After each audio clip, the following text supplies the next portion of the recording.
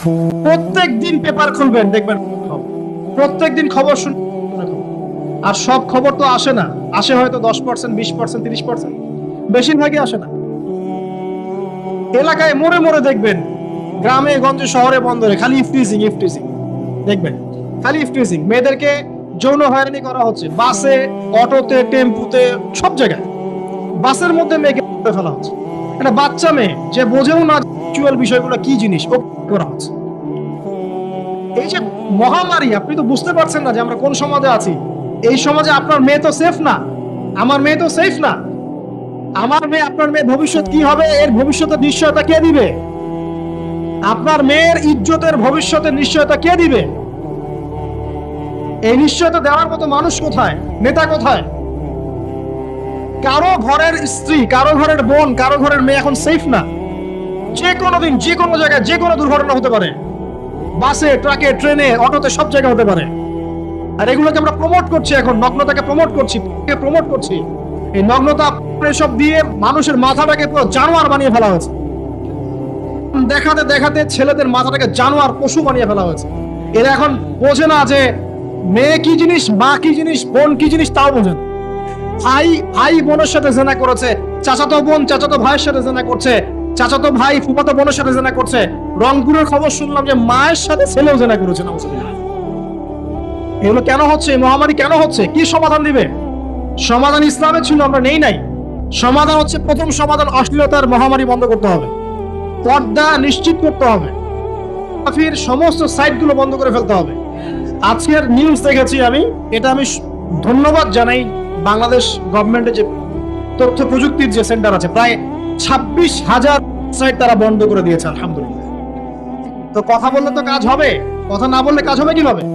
যখন সমাজের মানুষ দেখতে দেখতে পশু হয়ে গেছে, আপনি বাইরে এই যে আলখাল্লা টুপি দাড়ি পরে ঘুরলে লাভ আছে? ভিতর থেকে তো আপনি পশু। দেখবেন মসজিদে ইমাম সাহেব নামাজ পড়তে এসেছে, বাসা থেকে আসছে, নামাজে কোনো মনোযোগ নাই, করছে কোনো মনোযোগই নাই, পণ দেখে। ইমানের আলোচনা করবেন, খুব লাফালাফি করলো, 2 দিন পর দেখবেন কোনো খবর নাই, দেখতে দেখতে ভিতরটা শেষ, ড্যামেজ। যে একবার আসক্ত হয়েছে, তার মধ্যে ইমানের কোনো তেজই থাকবে না, কোনো তেজ থাকবে না। এখন আলেম জালেম সবার ফোনে ফোনে দেখবেন আসতেছে, কেউ দেখতে না চাইলেও তাকে দেখতে বাধ্য করা হচ্ছে। ফেসবুকে ঢুকবেন, নগ্ন দৃশ্য। এই নগ্নতা দিয়ে এই যে মিডিয়ার মধ্য দিয়ে প্রমোটিংটা দিয়ে ব্যভিচার ছড়িয়ে দেয়া, জেনা ছড়িয়ে দেয়া, অশ্লীলতা ছড়িয়ে দেয়া, পরকীয়া ছড়িয়ে দেয়া, এর মধ্য দিয়ে নারীর সম্মান, দেহ, ইজ্জতকে আমরা এখন রাস্তার সাথে মিশিয়ে দিয়েছি। কিসের অধিকারের কথা বলছে? কিসের নারী অধিকারের কথা বলছে? খালি ডিগ্রি সার্টিফিকেট অর্জন করতে পারলেই অধিকার হয়? আমার তো ইজ্জতই ঠিক থাকলো না, আমার অধিকার কোথায় থাকলো? একটা সার্টিফিকেট অর্জন করার জন্য কলেজের মেয়েদেরকে বড় বড় নেতার বেডরুমে ঢুকানো হচ্ছে, দেখেন নাই? তো একটা সার্টিফিকেট অর্জন করতেই হবে আমাকে, নিজের ইজ্জত বিক্রি করে দিয়ে হলেও আমার সার্টিফিকেট অর্জন করতেই হবে। লাথি মারি এসব পড়াশোনার পিছনে, দরকার নেই আমার পড়াশোনা। হচ্ছে বাসায়, এলাকায় এলাকায় মহিলা মাদ্রাসা করেন, মাদ্রাসায় মেয়েদেরকে পড়ান। আমি খুব দুঃখের সাথে বলছি, অনেক মাদ্রাসাতেও এরকম ঘটনা কিন্তু ঘটেছে না? এখানে একটা কথা আমরা পরিষ্কার করতে চাই, সেটা হলো যে পাপী, সে আলেম করুক আর জালেম করুক, ইমাম করুক আর জালেম করুক, ফাসেক করুক, সবাইকে সমান শাস্তি নিশ্চিত করতে হবে। আর শাস্তি হবে দৃষ্টান্তমূলক, যেন আরো 10 জন দেখে শিক্ষা নেয়। ওই যে ইসলামে আছে না, হাত কেটে ফেলা, কি কারণে বলেন তো? কারণ সবাই যখন দেখবে এই যে খুঁটির সাথে বেঁধে একটা চোরের হাত কেটে ফেলা হয়েছে, এলাকার সব মানুষ দেখেছে, চুরি বাড়বে না কমবে? নিশ্চিত চুরি কমে যাবে ইনশাআল্লাহ। তো এই যে নারীর অবমাননার ওই যুগের চেয়ে এই যুগে বেশি না কম? আপনি ভালো করে আল্লাহর নূর দিয়ে দেখেন। আমি প্রথমে বলেছি, শুধু বাইরের চোখ দিয়ে দেখলে সব বুঝতে পারবেন না। আল্লাহ পাকে নূর দিয়ে দেখেন, কোরআন সুন্নাহর গভীর জ্ঞান দিয়ে দেখেন, দেখবেন ওই জাহিলিয়াতের চেয়ে 1000 গুণ বেশি জাহিলিয়াত এখনকার বিশ্বে চলছে। আল্লাহ পাক আমাদের মা বোনদের ইজ্জত হেফাজত করুন, তাদের সম্মান হেফাজত করুন। আমরা দোয়া করি আল্লাহ পাক তাদেরকে উচ্চ শিক্ষায় শিক্ষিত করুন, নিরাপত্তা নিশ্চিত করুন। কেউ যদি ওদের দিকে খারাপ চোখ তুলে তাকায়, আল্লাহ পাক সেই চোখকে যেন ধ্বংস করে দেন। আল্লাহ পাক তাদের ইজ্জতের প্রতি যদি কেউ খারাপ ভাবে হাত বাড়ায়, তাদের শাস্তি যেন নিশ্চিত করার তৌফিক আল্লাহ পাক আমাদেরকে দান করেন। আল্লাহ পাক আমাদের মা বোনদেরকে মহামূল্যবান মনে করে আমাদেরকে হেফাজত করার তৌফিক দান করুন, আমিন। আর তাদেরকে যারা নগ্ন করতে চায়, আল্লাহ পাক এদেরকে ধ্বংস করে ছেড়ে দিন, আমিন। আল্লাহ পাক বলেছেন যারা চায় মুমিন মুসলিমদের সমাজে অশ্লীলতা ছড়িয়ে পড়ুক, দুনিয়া এবং আখিরাত উভয় জাহানে আল্লাহ পাক এদেরকে ধ্বংস করবে। আরেকটা বলে শেষ করি, সেটা হলো, কয়টা বলেছি ভাই জাহিলিয়াত? ইমাম মুহাম্মদ বিন আব্দুল ওয়াহাব রাহিমাহুল্লাহ তার একটা বইয়ের মধ্যে হাজারটা জাহিলিয়াত আছে, আমি 5টা বাছাই করেছি। কয়টা? 5টা। কয়টা বলেছি? 4টা। এক হচ্ছে কি বলেছিলাম? শিরক, আছে না নাই? রিবা এখন আছে না নাই? 3 নাম্বার কি ছিল? মাদক। আর 4 নাম্বার নারীর অবমাননা। মাদক তো বুঝলেন, এটা তো আমার চেয়ে আপনারা ভালো বুঝেন, মাদক সব জায়গায় আছে। আরেকটা কথা বলি, দেখুন মাদক নিয়ে একটা কথা বলি, শুনুন। আপনাদের কি কখনো গায়ে কখনো ফোড়া হয়েছে? কার কার গায়ে ফোড়া হয়েছে বলি, হাত তুলে। আচ্ছা, কেমন ব্যথা? ফোড়া ফেটে গেলে কি বের হয়? রক্ত আর পুঁজ বের হয়, তাই তো? একটা হাদিস পড়েছি, রাসূলুল্লাহ সাল্লাল্লাহু আলাইহি ওয়াসাল্লাম বলেন সাল্লাল্লাহু আলাইহি ওয়াসাল্লাম, যে জাহান্নামে আমাকে মেরাজের রাতে জাহান্নাম দেখানো হয়েছে। মেরাজের রাতে আমাকে জাহান্নাম দেখানো হয়েছে। তো সেখানে আমি দেখলাম যে কিছু মানুষকে এই জাহান্নামীদের রক্ত আর পুঁজ খেতে দেয়া হচ্ছে। মানে আল্লাহ জানেন কেমন করে, রক্ত আর পুঁজ পান করতে দেয়া হচ্ছে। কারণ জাহান্নামে পিপাসা লাগবে না, ক্ষুধা লাগবে না? ক্ষুধা লাগবে। খাবার খেতে চাইলে জাক্কুম, আর পানি খেতে চাইলে হামিম, গরম উত্তপ্ত পানি। আর যে রক্ত আর পুঁজ, রক্ত আর পুঁজের একটা মিশ্রণ খেতে দেয়া হচ্ছে। তো নবী সাল্লাল্লাহু আলাইহি ওয়াসাল্লামকে সাহাবীরা পরে জিজ্ঞাসা করলেন, ইয়া রাসূলুল্লাহ, কোন পাপের কারণে তাদেরকে এই শাস্তি দেয়া হচ্ছে? নবী করিম সাল্লাল্লাহু আলাইহি ওয়াসাল্লাম বললেন, তাদেরকে এই শাস্তি দেয়া হচ্ছে একটা পাপের কারণে, সেটা হলো মাদক দ্রব্য সেবন করা। আর ওই পানীয়টার নামও নবীজি বলে গেলেন, তার নাম হচ্ছে তিনাতুল খাবাল। কি নাম? তিনাতুল খাবাল। এই তিনাতুল খাবাল মানে জাহান্নামীদের রক্ত এবং পুঁজ, এটা খেতে দেয়া হচ্ছে মাদকদ্রব্য সেবনকারীদের জন্য। আল্লাহ রাসূল সাল্লাল্লাহু আলাইহি ওয়াসাল্লাম বলেছেন, কোন ব্যক্তি যদি মাদক সেবন করে তার 40 দিনের নামাজ কবুল হবে না। সে যদি আবার তওবা করে ফিরে আসে, আল্লাহ পাক মাফ করে দিবেন ইনশাআল্লাহ। যদি আবারও মাদক খায়, আবার 40 দিনের নামাজ কবুল হবে না। তারপর যদি আবার তওবা করে, আবার আল্লাহ মাফ করে দিবেন ইনশাআল্লাহ। তারপর যদি আবার মাদক খায়, আবার 40 দিনের নামাজ কবুল হবে না। তারপর যদি আবার তওবা করে, আবার আল্লাহ মাফ করে দিবেন। তারপরে যদি আবার মাদক খায়, তখন আল্লাহ রাব্বুল আলামিন তাকে তিনাতুল খাবাল পান। প্রিয় ভাইরা, আপনারা মুসলিম না? আমরা মুসলিম না? মুসলিম যুবকদের সবচেয়ে সেরা অস্ত্র হচ্ছে ঈমান এবং নৈতিকতা। অন্যরা জাহিলিয়াতের স্রোতে ভেসে যাক, মুসলিম তরুণরা কখনো জাহিলিয়াতে যাবে না ইনশাআল্লাহ। আমার সাথে ওয়াদা করেন যে কোনো প্রকার মাদক দ্রব্যের সাথে সংশ্লিষ্ট থাকবেন না। একটা সিগারেটও কখনো টান দিবেন না। কারণ সিগারেটটা কি? সিগারেট আপনাকে আস্তে আস্তে অন্য মাদকের দিকে নিয়ে যাবে। সিগারেট খাওয়া শিখেছিস, এখন গাঁজাও খা। গাঁজা খাওয়া শিখলে এখন ওটা খা, এই করতে থাকবে। এক পর্যায়ে আপনি এখান থেকে আর বের হতে পারবেন না।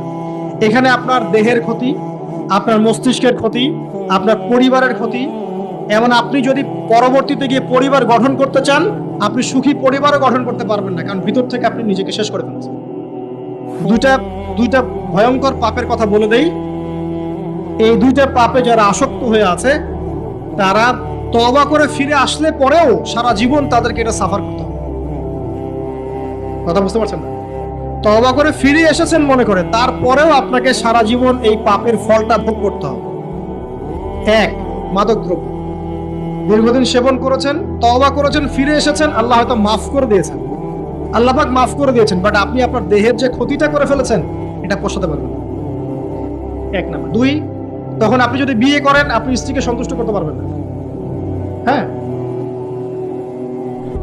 2 নাম্বার হচ্ছে এই যে গোপনে যুবকরা যে পাপটা করে, মাস্টারবেশন, যেটাকে আমরা বলি হস্তমৈথুন। এই পাপ যেসব যুবকরা করছে বা করে, এবং অ্যাভেলেবেল এই পাপটা সবাই করে, কারণ এখন পর্নের যুগ। পর্ন দেখলে তো আর কোনো উপায় নাই, তখন তো এই পথেই যেতে হচ্ছে, নিজের উপরে নিজেকে জুলুম করতে হচ্ছে। যারা হস্তমৈথুন অভ্যস্ত হয়ে গেছে, এরা যদি তওবা করে ফিরেও আসে, শরীরের যে ক্ষতিটা হয়েছে এটা পূরণ হবে না। দেখেন, আমার মতো বয়সে, আমার চেয়ে প্রায় 10 বছর বয়স আগেই তারেক বিন জিয়াদ স্পেন ট্রাই করেছিল। আমার যে বয়স এখন চলছে 30 পার হয়ে গেছে, এর চেয়ে আরো প্রায় 10 বছর আগে মুহাম্মদ বিন কাসিম এই সিন্ধু জয় করেছিল। এখন যে ইসলাম আপনি ভোগ করছেন, এটা তাদের ফল, তাদের এই জিহাদের ফল। তো এখন আমাদের এই যে 20 বছর 30 বছরের যুব সমাজের দিকে তাকায় দেখেন, একবার তাকায় দেখেন, চেহারাগুলো একটু দেখেন, চেহারা দেখেন, এক একটা চেহারা দেখেন, চেহারায় নূর নাই, নষ্ট হয়ে গেছে, নামাজ নাই, চোখগুলো বসে যাচ্ছে, কারণ সারা রাত জেগে থাকছে। ওই যে টিকটক টিকটক টিকটক সারা রাত, হ্যাঁ সারা রাত ফোনে, সারা রাত গল্প গুজব। রাত্রেবেলা দেখবেন, রাত্রেবেলা শহর যেন জীবিত হচ্ছে। রাত্রেবেলা ক্যারাম খেলে, রাত্রে লুডো খেলে, রাত্রে এটা করে, রাত্রে সে, সারাদিন ঘুম, সারাটা দিন ঘুম। আপনি কি জানেন সারা রাত কে জেগে থাকে, সারাদিন কে, সারা রাত কে ঘুমায় আর সারা দিন কে জেগে থাকে? সারা রাত জেগে থাকে কুকুর এবং সারাদিন ঘুমায় কুকুর। আর দেখবেন আপনি বিড়ালকে দেখবেন, ও কিন্তু রাত্রে ঘুম এবং দিনের বেলা সে অ্যাক্টিভ। পাখিকে দেখবেন, পাখি সন্ধ্যা হলো একদম ঘরে, যেই সূর্য ডুববে পাখি একদম ঘরে, দেখেন না, পাখি ঘরে। আর যেই ফজর হবে পাখি বের হয়ে গেল। আর আল্লাহ রাসূল সাল্লাল্লাহু আলাইহি ওয়াসাল্লাম হয়তো বা এই কারণেই, আল্লাহ ভালো জানেন, তিনি বলেছেন এমন কিছু মানুষ জান্নাতে যাবে যাদের মনটা হবে পাখির মতো। সুবহানাল্লাহ। দেখেন পাখি কি করে, একদম সন্ধ্যা হলো ঘরে ঢুকে গেল, যেই ফজর হবে একদম ফজরের আগে আগে সে বের হয়ে গেল। তো পাখির মতো হওয়ার চেষ্টা করে, পাখির মতো লাইফস্টাইলে আসে এবং সে সারাদিন পরিশ্রম করে রিজিকের জন্য, করে না? আল্লাহ পাক পাখিকে রিজিক দেন কি চাকরির মধ্য দিয়ে না ব্যবসার মধ্য দিয়ে? কিভাবে সে রিজিক পায়?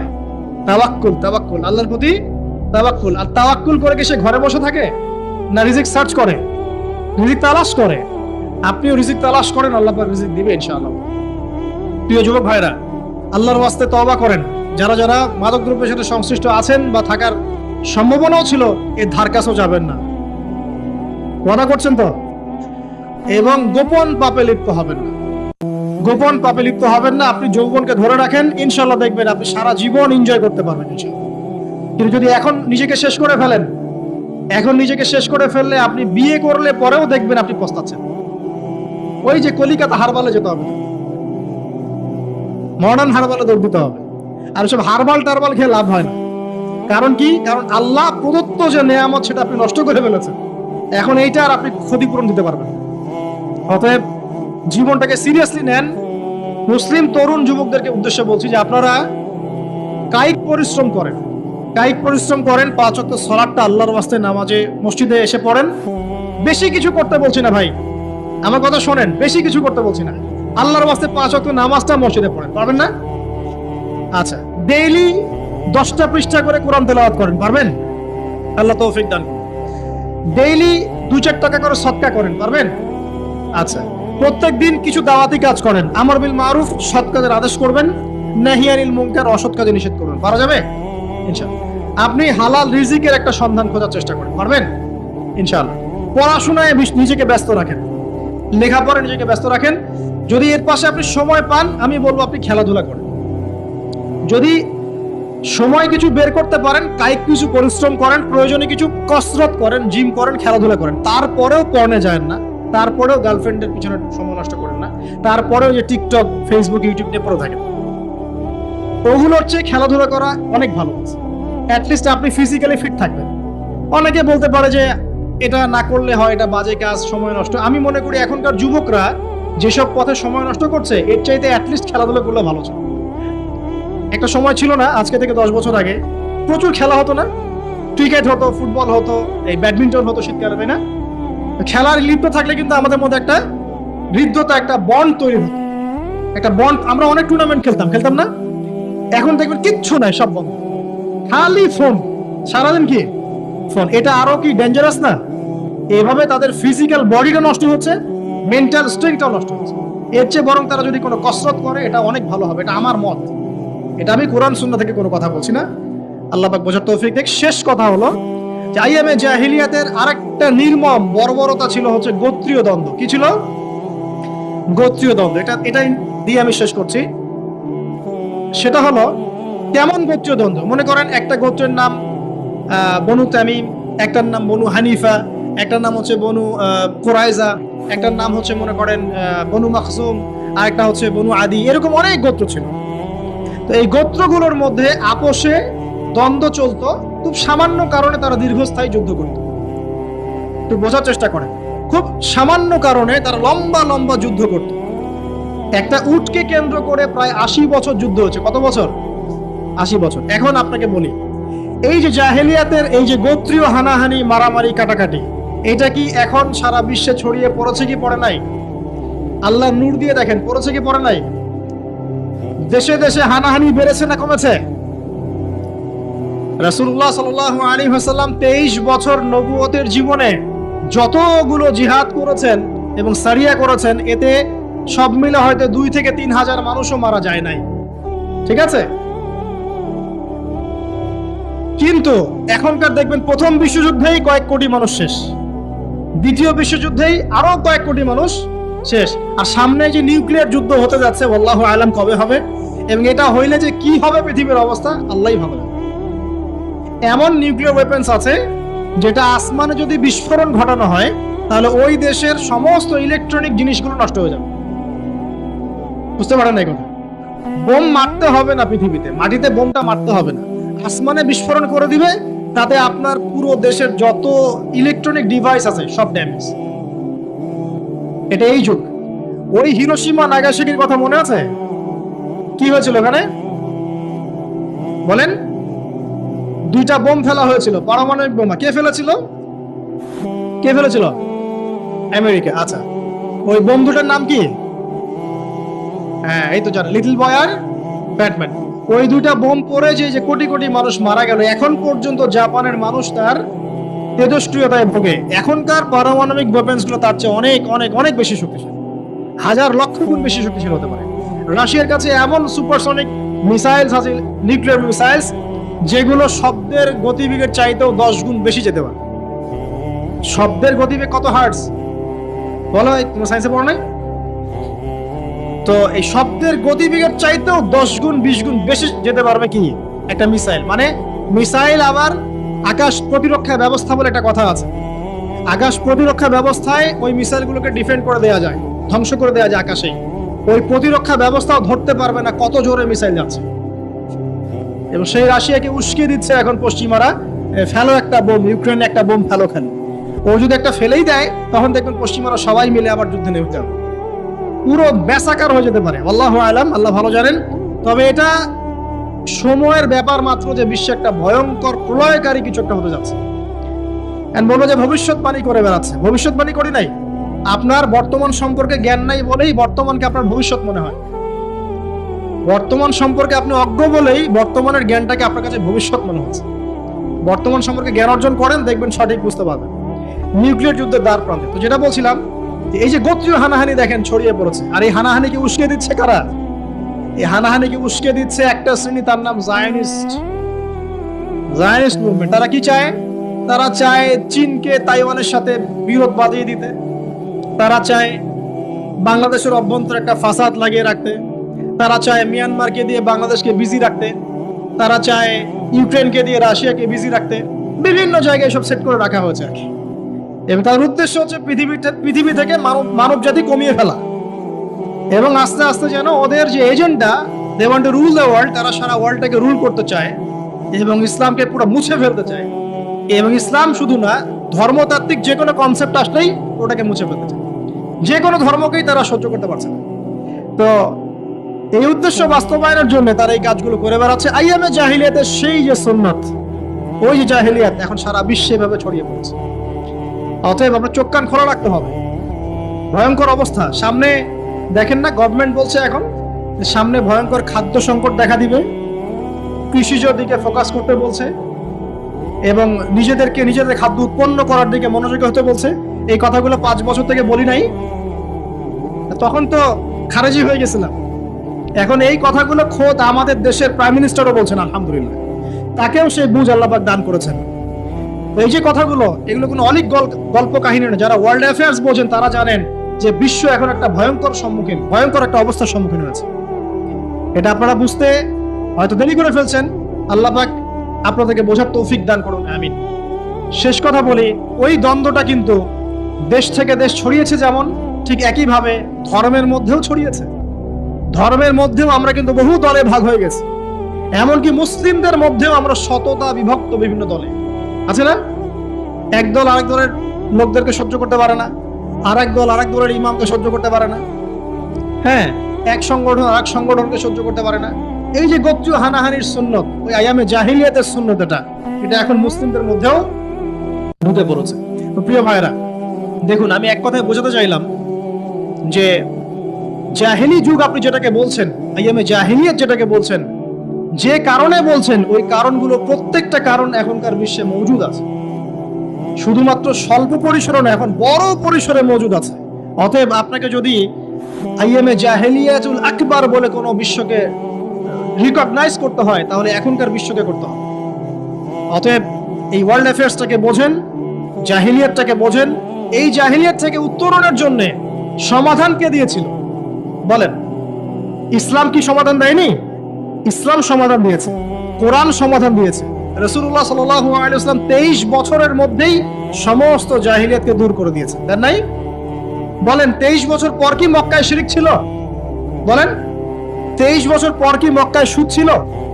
23 বছর পর কি মক্কায় জিনা, এই যে আপনার ব্যভিচার, এই যে আপনার মাদক, এই যে গোত্রীয় হানাহানি, নারীর অবমাননা, এগুলো ছিল? তাহলে একজন মহামানব, তিনি 23 বছরের মধ্যেই পুরো সমাজটাকে সংস্কার করে ফেললেন না? সেই রাসূল সাল্লাল্লাহু আলাইহি ওয়াসাল্লামের সুন্নাত কি মরে গেছে? সেই আল্লাহ কি মরে গেছেন? নাউজুবিল্লাহ। সেই আল্লাহ পাকের নাজিলকৃত কোরআন এবং হাদিস কি মরে গেছে? তাহলে সেই আল্লাহ যদি জীবিত থাকেন, সেই রাসূলের আদর্শ যদি জীবিত থাকে, এবং সেই কোরআন যদি এখনো মুসলিমদের হাতে থাকে, তাহলে এখনকার বিশ্বের জাহিলিয়াত আমরা ফেস করতে পারবো না? পারবো না ইনশাআল্লাহ? পারবেন ইনশাআল্লাহ? কি করবেন তাহলে? মোটা থেকে কয়েকটা কথা বলে শেষ করে দিই। 1 নাম্বার, প্রিয় ভাই, জ্ঞান অর্জন করেন, প্রচুর পড়াশোনা করেন। জ্ঞান অর্জনের ক্ষেত্রে সাম্প্রদায়িক হবেন না, এতটুকু নিব এতটুকু নিব না, এর থেকে নিব ওর থেকে নিব না, এমন হবে না। জ্ঞান যেখানে পাচ্ছেন নিতে থাকেন, আল্লাহ পাক আপনাকে নূর দিবে ইনশাআল্লাহ। আল্লাহ যখন আপনাকে নূর বা আলো দিবে তার পক্ষ থেকে, আপনি এমন কিছু দেখবেন যা অন্যরা দেখতে পাচ্ছে না। আপনি খিজির হয়ে যাবেন ইনশাআল্লাহ আলাইহিস সালাম। যে মুসা আলাইহিস সালাম বুঝতে পারছেন না কেন নৌকা ফুটা করছে, কেন বাচ্চাকে হত্যা করছে, আর কেন দেয়াল নির্মাণ করছে, কিন্তু খিজির আলাইহিস সালাম বুঝতে পারছেন কেন এগুলো করতে হচ্ছে। 2 নাম্বার, প্রিয় ভাই, আপনার হায়াতটাকে মূল্যায়ন করেন।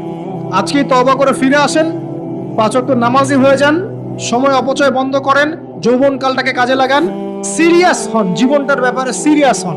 জীবনটা কিন্তু হেলায় খেলার বিষয় না। একবার চলে গেলে, একবার মউত হয়ে গেলে কান্নাকাটি কোটি কোটি বছর করলে আল্লাহ পাক আর দ্বিতীয়বার পৃথিবীতে ফিরাই দিবে না, দিবে? তো কি কারণে আমরা আমাদের সময়টাকে হেলায় নষ্ট করছি? সুযোগ আছে কোনো সুযোগ নাই। যেই কাজের পরকালীন কোনো ফায়দা নাই, সেই কাজে আমি নাই। সোজা কথা বোঝেন? যেই কাজে পরকালের কোনো ফায়দা নাই, সেখানে আমি নাই, এরকম আকীদা লাগবে। ইলম অর্জন করবেন কেন? পরকালের ফায়দা আছে তাই। নামাজ কেন পড়বেন? পরকালে ফায়দা আছে তাই। প্রেমের সম্পর্ক করব না কেন? পরকালে ফায়দা নাই তাই। এই গান এই মিউজিক শুনবো না কেন? আমি পরকালে কোনো ফায়দা নাই তাই। আমি অহেতুক এইসব টিকটকের পিছনে ঘুরবো না কেন? পরকালে কোনো ফায়দা নাই তাই। যে কাজ পরকালে ফায়দা দিবে, আমি সেই কাজে আছি। পারা যাবে ইনশাআল্লাহ? আল্লাহ তৌফিক দান করুন। যুবক ভাইদেরকে আমি অনুরোধ করবো যে আপনাদের যৌবনটা আগামী মুসলিম উম্মার ভবিষ্যৎ। এই যে বলে না যে জাতির কাণ্ডারি হবে অমুক তমুক, কেউ জাতির কাণ্ডারি হতে পারবে না। জাতির কাণ্ডারি যদি হতে চায়, তাহলে মুসলিম যুবকরাই হতে পারবে ইনশাআল্লাহ। যারা সারাদিন মাদক দ্রব্য সেবন করে, এরা জাতিকে কিচ্ছু দিতে পারবে না। যারা সারাদিন হকি স্টিক নিয়ে ঘুরছে আর নির্মম ভাবে মানুষকে মারছে, এরা জীবনেও জাতিকে কিচ্ছু দিতে পারবে না। ফাসাদ সৃষ্টি করা ছাড়া কিচ্ছু করতে পারবে না। দেশকে, জাতিকে এবং উম্মাকে যদি এগিয়ে নিতে হয়, শুধু মুসলিম যুবকরাই পারবে ইনশাআল্লাহ। এবং কারা পারবে? যারা অন্য ধর্মের মানুষ কিন্তু মনটা স্বচ্ছ সৎ, তারাও পারবে। যাদের মনে সততা আছে, অন্য ধর্মের হলেও তারা পারবে ইনশাআল্লাহ।